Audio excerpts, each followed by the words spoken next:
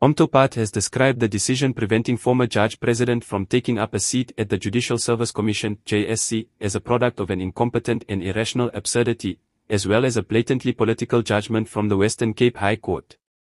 Following 2 days of intense arguments earlier this month, the court handed down its judgment on an application by the Democratic Alliance and other groups for his recusal from the JSC.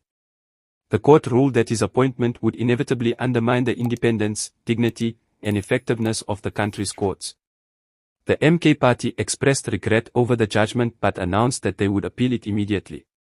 The ruling appears to interdict Dr. John from performing his constitutional duties as an MK Party Member of Parliament appointed to serve on the JSC, in accordance with Section 178 of the Constitution.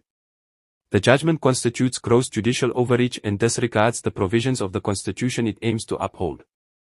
Notably, the interdict was not sought or granted against Parliament, which initially voted to appoint him. The party will continue to advocate for the abolition of the biased Roman Dutch law, asserting it has no place in an African society. They further call on all who respect the will of the people, as represented by Parliament, to join the MK party in taking lawful action to prevent the sitting of the JSC scheduled for Monday, October 7, 2024. The sitting cannot proceed without the full complement of JSC members as democratically designated by the National Assembly. A detailed plan of action will be communicated next week after consultations with party structures and other organizations.